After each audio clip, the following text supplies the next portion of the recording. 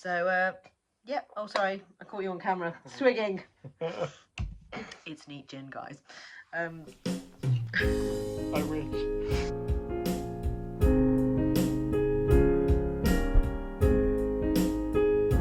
Hello, and welcome to the Big Sis Little Bro Making Show. Yay! I am Jess. I'm the Big Sis. And I'm Jack. I'm the little bro. Shockingly. Shocking. How are we all? Thank you so much for joining us today, this evening. We're sorry in advance for the pretty poor lighting. There has been a scheduling conflict and it is now quite late in the evening. So sorry that the lighting is a bit awful and that I am going to stop several times for coughing fits. I'm really saying sorry to you because you'll have to edit them out. I will. Got another nursery bug. How are you? Good. Yeah, actually, really good. Do you know what? We are the luckiest people. We really are. We've been to some lovely yarny events and met some of you, and you guys, it's everyone's just so absolutely lovely, isn't it? Everyone's been so nice. We went to the Southern Wool Show in Newbury a few weeks ago. That was absolutely amazing. It's a lovely yarn show anyway. Nice and accessible, really well laid out. Absolutely. Who did we meet? We met some lovely people. Oh, We're not going to shout everyone out by name in case we forget people, but you were all amazing. We love you. Yeah, we've made so many new friends. But I did want to shout out the podcasters that we met. Yeah. So the first person were actually Robin and Carol from Wellbeing Knits. Go check them out. Definitely check them out. We'll have the links below. There's also Gangstar Knits. And Yolanda and Joe were absolutely hilarious and lovely when we met them, weren't they?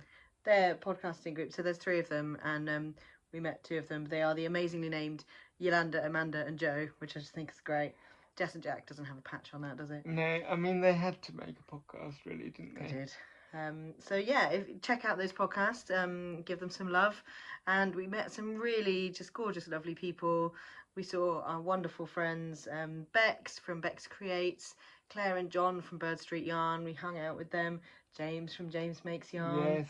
And the lovely and Matt. Tracy. And Tracy from Wool and Wishes. Yes. We've got some, obviously we've got some swag, but including some really lovely little donations from people. There's going to be a cough. I hope that's just been edited out. It's really quite grim. It has been edited out. Good. So yeah, we just had such a wonderful day, didn't we? We really did. And not only that, but I also went to Little Flock, which Wee Flock. Wee Flock, as our friends were calling it. And it's just an absolutely lovely community there. And again, met some lovely viewers and people from the Knittyverse. So that was just absolutely thrilling. And everyone is so lovely, honestly. We can't get over it. We say it every time. I mean, but the way that we've just been embraced into the community is... I've never experienced anything like that, actually. I know, it's quite amazing. Very touching. We love you guys. We do. Let's not get too sentimental. I'm going to cough again with all of the emotion. Poor Jack and his editing. So we can jump over FOs, can't we? And No. No? How rude. You have FOs. I have an FO. Yes, rub it in. I actually do. Thank you very much. I haven't woven in the ends. I've just noticed on one sock. How embarrassing. I have an almost FO. I'm just going to tuck these ends in so that you can't see them. So I have finished my lovely Stella and Geoff socks. That's not a good way to... Why didn't I bring my sock blockers down? I mean, it's not a foot, is it? But that looks terrible. They have such a beautiful pattern on them. It's so sweet. It's this lovely lace pattern. It's so easy to do, but it's really effective. And it's got this lovely little bit at the top with an extra sort of little lace and garter panel. I used contrast just for a few rows at the top, and then for the heel and for the toe, as we always do, and we'll link it below, as we always do. Use the shadow wrap heel, which has the wonderful tutorial from Denise, and I just do a sort of standard, I think it's called a wedge toe. I've never done a different toe. But you know, I really enjoy the contrast colours here, and this is Bird Street yarn, isn't it? This is Bird Street yarn. It was one of their mystery sock sets, and they absolutely nailed it as always. So that's it on the plain base on the underside, and that's it with the pattern. And the pattern is from Beki, from Bex Creates. So Beki Norman. Again, we'll link the pattern. Oh, thanks. That's my foe. What is in your whip pile? This will surprise nobody. I am still working on the beach ready socks. They're lovely. I think I had started them in the last podcast. I think they were on the holiday episode, weren't they? They were on the holiday episode. But now I am nearly finished one sock. I know that doesn't count as a foe or even a hoe, but it's almost a hoe. It's almost a hoe. I've got so last time I was. Do you want me to hold them up and you talk? Yes, please. I was where the sandal marker is. Cute. So I have now done the contrast heel, and I'm nearly at the toe. You're really nearly at the toe. Sort of ish. I'm worried about dropping your stitches. I always drop my stitches because I should use the needle stoppers, and I'm really lazy and I always just shove my knitting in the bag. It's really bad. This is my first contrast heel because on all the other socks I've done, I've just carried on using the self-striping. It's really nice. But this was a proper sock set, and again, Bird Street, again, they nail the colours as far as I'm concerned. I mean... is it Beach Hut? It's beach ready. This is ready. The beach ready sock set. The lighting is appalling, but fear not, I will be still finishing these and knitting these in the next episode where we will have daylight. Dazzling sunlight. This yarn is some of the smoothest, softest sock yarn I've worked with, and frankly, it's making me want to clear out the stash and make room for more. So that's my whip. Lovely. What's your first whip?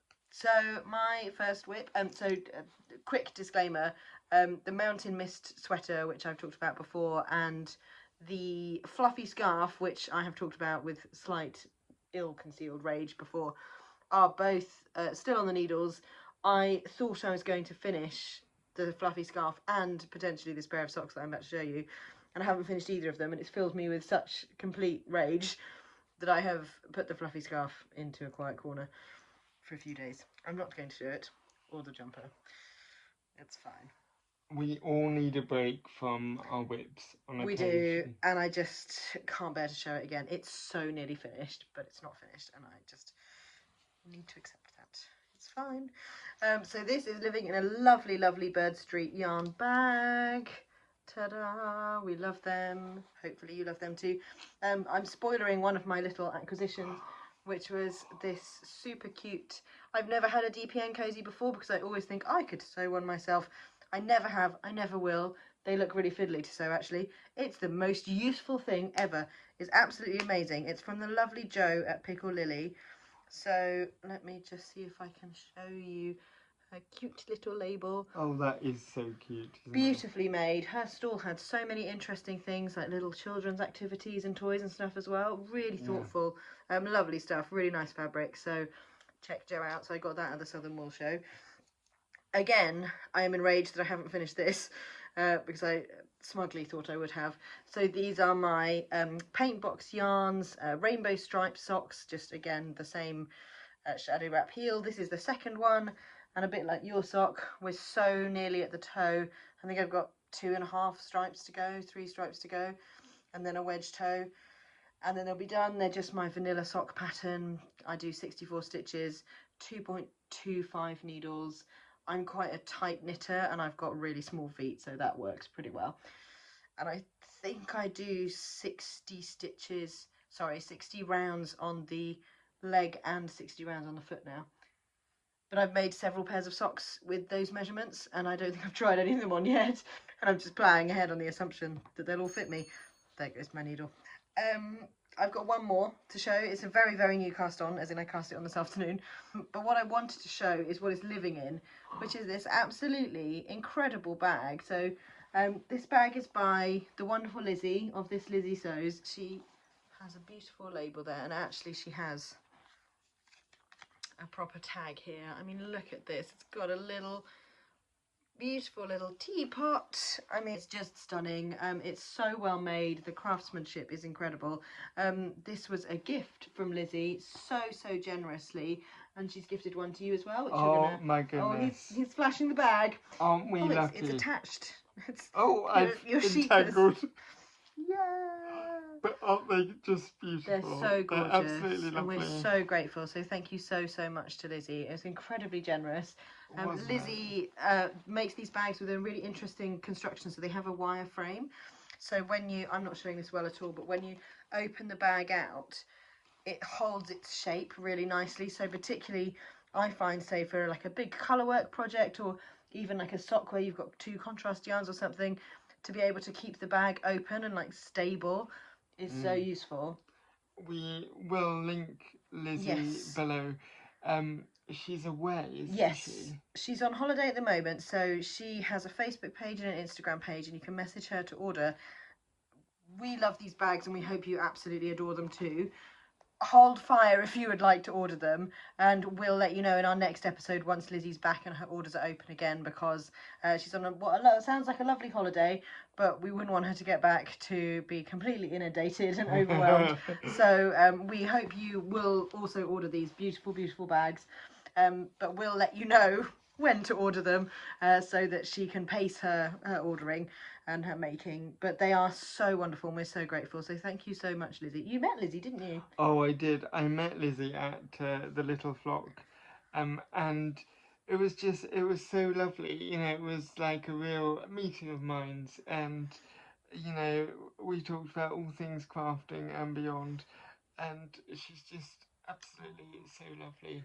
I have major wee flock FOMO, but I was off doing fun things as well, which I'll talk about in another episode because they include yarns. I forgot to tell you what's in the bag. So I mentioned this yarn last time, I think, or the time before. I think it was last time, but I didn't actually have it with me.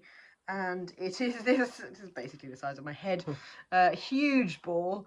This is. I never know how to say it. Sirdar. I always pronounce it differently every time. It's this. So jewel spun with wool, chunky, and the colour is pearl on this one. It looks a slightly weird set of colours in this bit of the ball of yarn. And certainly in this light. Well, particularly in this light. But the shop I bought it from had a sample, and it had this beautiful like gradient rainbow. So we are keeping the faith, people. And I'm just making an incredibly simple, and yet I've managed to tangle it up, baby blanket. It's nothing so far. It's tiny, but it's super squishy yarn. It's lovely. It's already starting to show a bit of a gradient. I literally just took 10.5mm needles because I'm pretty sure that's what it said on the ball band. I cast on 60 stitches on something of a whim. It now seems incredibly long, actually. Maybe this is too long for a baby blanket, or maybe it's going to be a very squat blanket. I was going to ask you what type of cast on you prefer for something like this. So I do a long tail cast on for absolutely everything, with no real good reason other than I know how to do it quite easily. The only thing is you then end up with this long, annoying tail sometimes. Or what rarely happens to me, but does occasionally happen, is you get to like 150 stitches into the 160 stitch cast on and then you run out of yarn, which can be a little irritating. So I find when I do the long tail, as soon as I've cast on, I weave the long tail in. Yes, that's what I should do too. And then it's like, learn from him, people.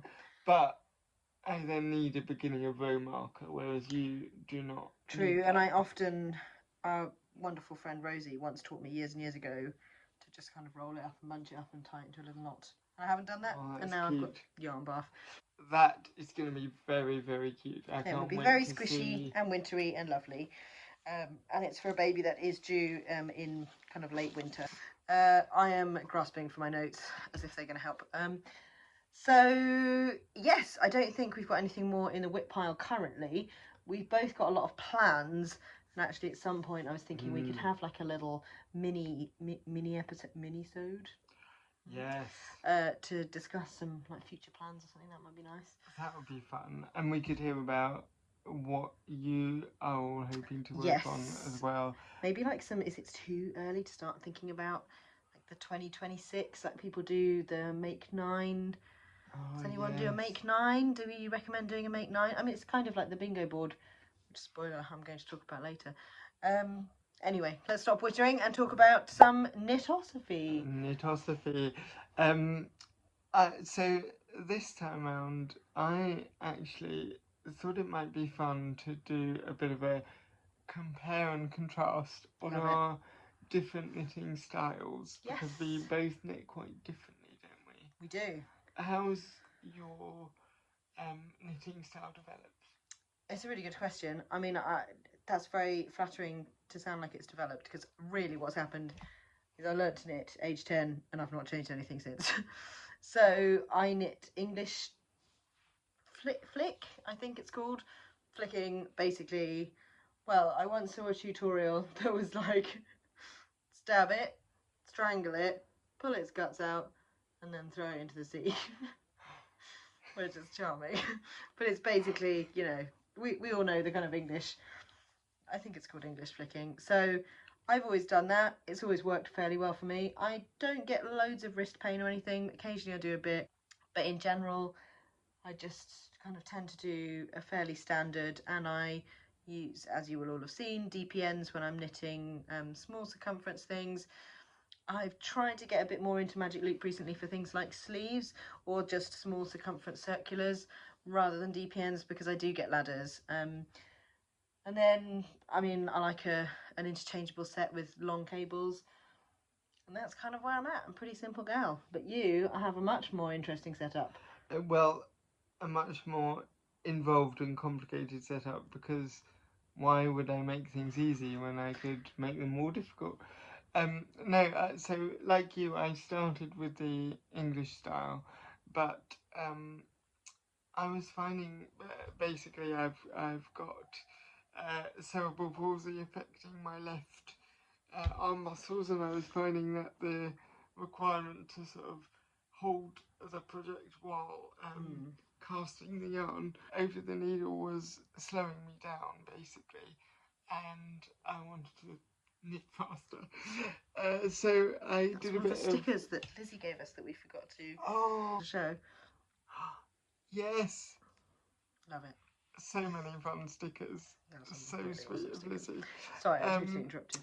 No, so in order to find a way to knit faster, I tried the continental style, which I think I'm right in saying the left hand has the index finger pointing up in order to keep the tension. But I then moved to the Norwegian style, I think it is, which is where actually the index finger on the left hand is down, and in theory the left hand's quite relaxed, because actually in that style there's no need to move the right hand much at all. All of the kind of interaction happens between the two needles themselves. That all worked well, except I was struggling with my tension. So by which I basically mean I was getting some really unevenly sized stitches. So my resolution to that was, I'm going to call it a tension ring. It's a ring which I wish I was wearing. One moment, please, caller. There wasn't in no way a long gap while we scrambled to find a ring. It looks like this. So it's got lots of wiggly, curly bits, which basically you can sort of weave your yarn around those and give it the consistent tension that you want. And your stitches are beautifully even. Well, thank you. They are now. They didn't used to be. So that is thanks to the tension ring.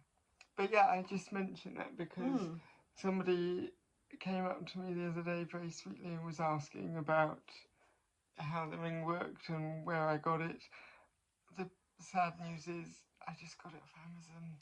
I was so disgusted I just had to edit out a coughing fit there, didn't I?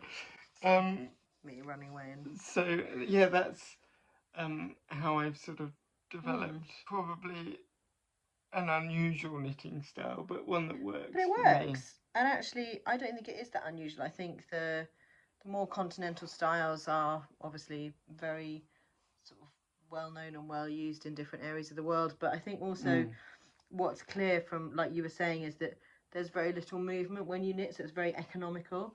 Whereas when I knit, it's like scrabbling around like a hamster in a wheel. You're picking up the stitches. It's very upsetting when you drop them all. Yeah. Off camera, I've created carnage with my stitches, surreptitiously trying to rescue the project. I would be really interested to know how your knitting styles developed, if they have developed. Maybe people are more like you and they found what works and they've stuck with it. But I think it's actually really good to question it and check in with yourself and actually see if what you're doing is the most kind of efficient way of doing it, if it's actually relaxing, if it's causing you pain or any issues.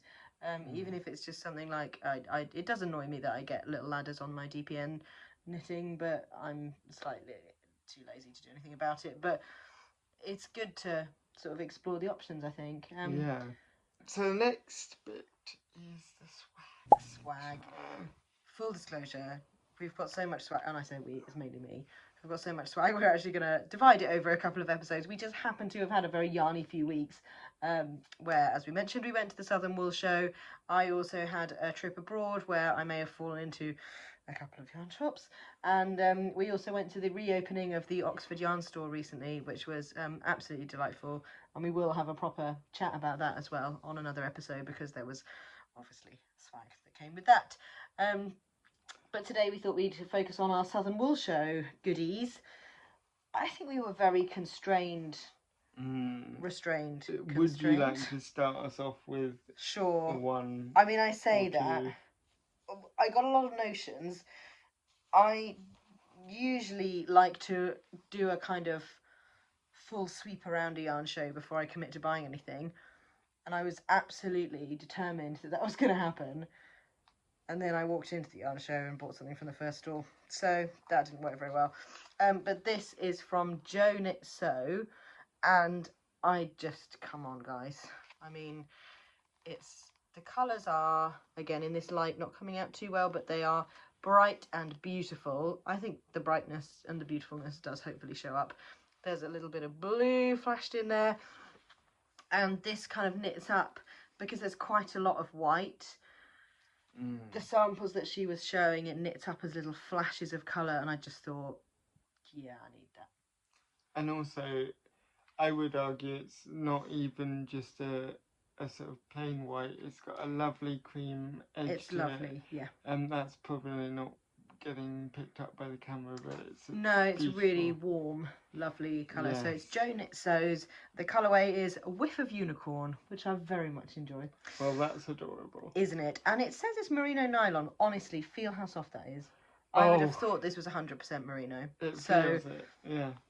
Very squishy, very lovely. No idea what this will be. To be determined. But that was that. Have you got yarn to show? First. Oh, it's lovely. I might have bought a project bag. Evidence. But what I love about this is I'm hoping that we're catching these metallic... rose gold, isn't it? Sort of rose gold, lovely shapes on the fabric, which I think is a kind of soft canvas, which I'm really enjoying. Look at the lining. The lining is to die for.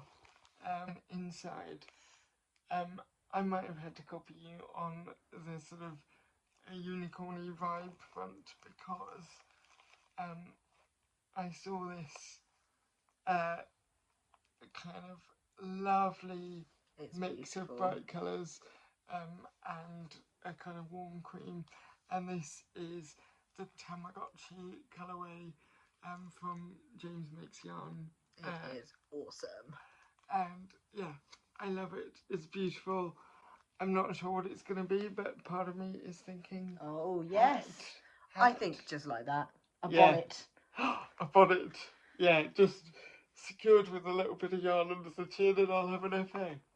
Perfect. Who made this bag? The bag was made by the wonderful Bird Street. Clow at Bird Street makes these gorgeous project bags, and I fell in love with it, so I had to have it. Yeah. What's That's your fair. next bit of swag? I think fell in love with it and had to have it is, while we're on the Bird Street yarn, essentially what happened with this as well.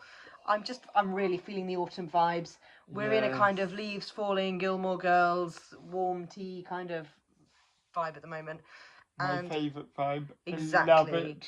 This, I hope you can see. I think actually these rich colours, you know what, they go perfectly with my background. My beautiful teal living room. And this colour, they put out on Instagram a few days before the Southern Wool show. It's called Grand Theft Autumn. Full points for the name. And I saw it on Instagram and was like, yeah, I'm going to need to have that. And then I got to the stand and was like, oh, I can't see it anywhere. My heart is completely and utterly crushed. But I thought I styled it out very well. And then I spotted it, and I think I had to have a word with Bex and was like, do you think they've got it anywhere? And we found it, and I immediately just had to have it. So, again, not quite sure what this will be. I'm also thinking something sort of either here or here. Beautiful. A beard, perchance. I mean, there's the thumbnail right there. The thumbnail is always me doing something stupid with yarn, and you looking totally normal. It's unfair. But very beautiful, very lovely, very soft. Excited to use it. I would like to use this soon because it's autumn. And what weight of yarn is it? Sorry, it's a fingering weight. Merino nylon, so 75-25. 4-ply, 100 grams is 425 meters. So a lovely standard 4-ply yarn. And actually, I should have said it's the same for the James yarn that I bought. Yeah. It's also 4-ply. 4-ply is my go-to at the moment. Yeah, me too. I'm really enjoying it. But having said that, I actually am loving oh goodness, an avalanche. I'm loving the like squishy, huge factor of this. It's so quick, and there is something nice to be said about that. But unfortunately, 95% of my stash is fingering weight. So I know what you mean, though. There's something about that kind of quick, squishy, chunky yarn. Very dense. Yeah. I'm ready for it in the kind of autumn vibes. Crisp mornings. Yes. One moment, please. So this was a beautiful Beki yarns, and I've never bought Beki yarns before. It's such a rich, lovely tonal purple. I don't have anything like this in my stash of this particular sort of type of colour. And I was just really drawn to it, and then I was extra drawn to it when I discovered it was in the sale. Absolute winner. And this is actually a DK. So having said that all of my stash is fingering weight, this is a superwash merino, a nylon blend, but it's 200 meters for 100 grams. So actually, I am thinking this might be a nice hat.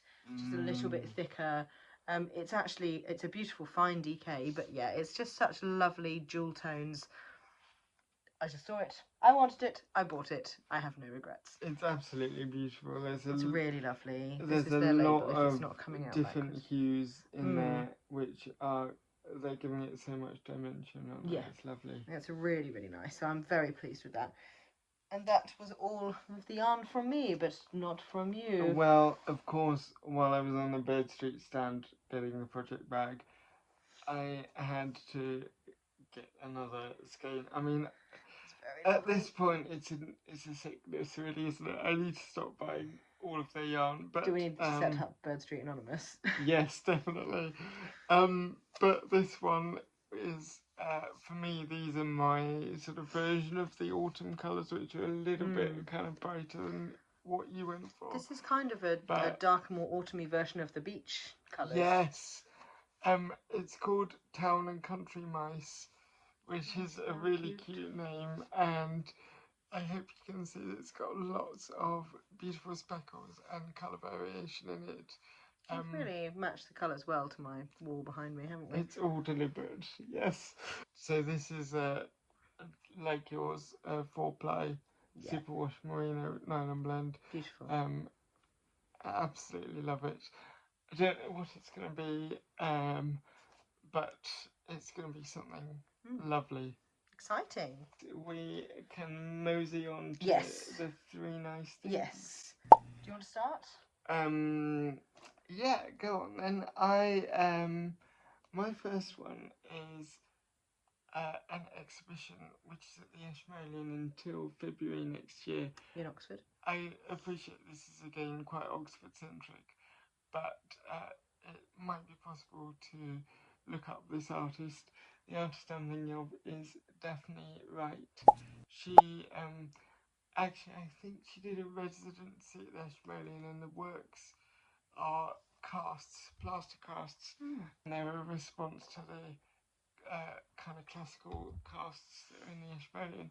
But the reason I'm mentioning these ones is that she's done some really beautifully evocative casts of her own sons, actually, in a sort of still life scene, but it's 3-dimensional and life size, and it's very domestic. They're just kind of laying around on the sofa, but there's something really touching about it, and the fact that she, as their mother, has kind of crafted them and the piece. There's something beautiful about that, and I wanted to flag that up. That's my first one. Very lovely. What's your first of three? So my first is, as always, it's become a tradition now, a podcast, another knitting podcast. So the lovely Helen of Giddy Knits and Giddy Yarns, so she's a yarn dyer as well. I'm sure lots of you already know her because she is very, like, rightly kind of well established in the yarny podcast community. Her podcast is just so lovely. She's got a really nice, friendly, gentle sort of, I don't know, I just feel really comfortable and cozy in her presence always, and just like I'm sitting down with a friend for a cup of tea, and she always has beautiful like yarn colours and choices, and she, apart from anything else, has an incredible wall of yarn behind her that she's dyed. She's such a talented yarn dyer as well. I've got some of her colours and they are absolutely beautiful. Highly recommend her podcast. But she's also done what I mentioned earlier, which is the bingo board, and I will send you my bingo board and you can insert it here. But it's a really lovely kind of version, a bit like the Make 9 that I've seen quite a lot of crafters have done at the beginning of the year. I obviously jumped on the bingo board wagon way too late, and I've put in, therefore, quite, too ambitious, but kind of tried to be quite realistic with my goals, because I did it partway through the year. But the idea is that you set yourself certain goals, and they don't necessarily have to be a specific pattern, but it might be something like knit this many pairs of socks, or do something with colour work, and then through the year you work through your board and try and tick things off. And I just think it's a really nice idea, a nice way to give yourself kind of goals, but they're more friendly and approachable somehow. So obviously I've not completed anything, I don't think, on my bingo board yet, but I'm gonna try, like, I'm allowing myself to double up a little bit. So for instance, I've said like make something like a baby thing, and then I've also said make a blanket, so I'll probably tick both of those off for the baby blanket. But I put things like make 2 pairs of socks, use some new stash from this year. Well, you will have seen all of these already. But it's a lovely idea, and I will really definitely be carrying it on next year. Fantastic. So check her out, and maybe you guys might want to do a bingo board next year as well. Yes, maybe I will. Yes. Brilliant. What's your next one? My next one is another obscure piece of beautiful artwork. We're here for it. This one, this one is a illustrated, or an illustration, I should say, which is a manuscript, which is in a book called The Lives of Saints, and it's in Saint Genevieve Library in Paris. The reason I mention it is that it's an illustration of St. George, and it shows the St. George's flag, reminded me of this deep connection this flag has with Europe, that you know, it's also the flag of Genoa. It's on this French manuscript, and I just came across it, and love being reminded that actually there's all these amazing stories behind the things we see every day. Very nice. And it's also nice to see that flag being used in a more inclusive European context. What's your second one? So my second one is it's linked to a little bit of an idea that I wanted to put out to you guys actually. So something that's brought me a lot of joy recently is Jack and I have a fair amount of shared playlists on Spotify because we grew up together. Obviously, we're very close in age and therefore we share the same slightly dubious taste in music. More than slightly in my case. But there's something really lovely. I love a playlist anyway, but there's something really nice about just listening to one of our playlists and then suddenly occasionally discovering like Jack's added something new and I'm like, ooh, who's this? And it's really nice. It's just such a nice way to feel close to like family members or friends or partners if they're far apart. Like my husband and I have so many playlists, and sometimes like if he's away or something, I might just pop one of them on. And it's just, I think I trained as a classical professional musician, and I just could have an entire other podcast on music and community, but it's something that's very important to me. And lately, because we haven't seen each other that much recently, I found solace without my little twin in listening to all of our really bad pop. But what I wanted to ask is, would people be interested in maybe setting up a little playlist for this yarny community, that maybe we find some really lovely cozy autumn songs? People could suggest a song each in the comments. We could make a playlist and share it with people. You know, you don't have to say you think it's a good idea if you don't, but if you would like to be involved in a little cozy autumny crafty playlist, I just like the idea that, you know, on a little Sunday afternoon, all of us across the world, sorry, some of you also aren't into autumn, some of you are in spring, but we might all be curled up on an armchair with a little cup of tea, spread around the world, but all listening to the same music. I just thought it'd be a really nice idea. That's so lovely, and I'm really looking forward to hearing people's suggestions. If it's left to me, if it's left to me, it will be mostly Kylie Minogue. So we need your input. Great bangers. But yeah, if you think it would be a nice idea, let us know below, and we'll set something up and start asking for some suggestions. So yeah, that was just something that I've really enjoyed recently. Okay, so my third of the three nice things is more popular possibly than the last couple. I have just finished watching Wednesday season 2 on Netflix, and I'm quite a sparkly, happy unicorn sort of person, but I do love Tim Burton's take on Gothic, and that series is it's really good fun. I really enjoyed it, and I just thought it might be something others would also enjoy. I think series 1 is my favourite so far, but yeah. Are there 2 seasons? There are 2 seasons, both very enjoyable, and yeah, I recommend that. Excellent. Feels like nice sort of cozy viewing when it's getting dark outside and things. What's your third thing? My final one is a book, actually. It's a knitting book. It's called The Doodle Knit Directory by Jamie Lomax, and I've come across this a fair few times on sort of people's recommendations and podcasts and things recently, for excellent reason, because it's a mix of, it's got some actual patterns, I think, at the back. Yeah, so it's got some actual patterns, things like a pair of socks and things like that. But the most amazing bit for me personally is that there's just a huge stitched directory of hundreds of different things, and it's everything from, you know, your standard flowers and leaves and things like that, but it's also got things like a crab, a sea turtle, a moth, a whole load of geographic patterns. I think it's even got teacups somewhere. Yep, there you go, cups of tea. Sorry, I just hit you in the face with it. Sisterly love.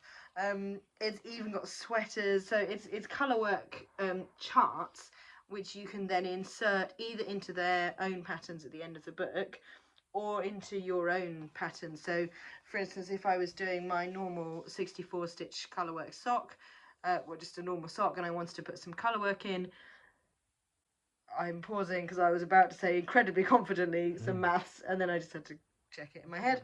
But I could find one of the patterns that has an 8 stitch repeat, and then I could add that into the sock. It's just there, and then you've just got ready-made colourwork. Fantastic. As someone with a lot of scraps, this appeals to me a lot. So I'm thinking that some of my, cause my daughter needs some hats, for instance, for the winter. So I might just dig out some scraps, make her a sort of DK weight hat. Maybe it'll have a little animal on it, or you know, snowman or something like that, and it's all there in the directory. So I heartily recommend it. I mean, I will admit I've not made anything from it yet. I've just stared lovingly at them all. But I think it's a fantastic idea, particularly to use up scraps and little bits of colours that you might not have enough for a full ball to do a full project. But a little bit of colour work, like, sorry, these are on the front cover. Like, look at these. I mean, come on, guys. And does my child need some of these little sockies? She does now. Yeah, so really, yeah, just a lovely idea. Yeah, thank you so much for watching. If you've enjoyed it, please like, please subscribe, please let us know. We do read all the comments. We've had some bouts of, I have had some bouts of illness, and we've both been away, so we've been a bit slow on comments and responses and stuff, but we're getting back on it, and we absolutely, it just means the world to us. So thank you so much. It really does mean so much, and you know, it just is really lovely to be part of the team. Yeah. So thank you all for watching, and we will see you soon. Yeah, take care. Bye. Bye.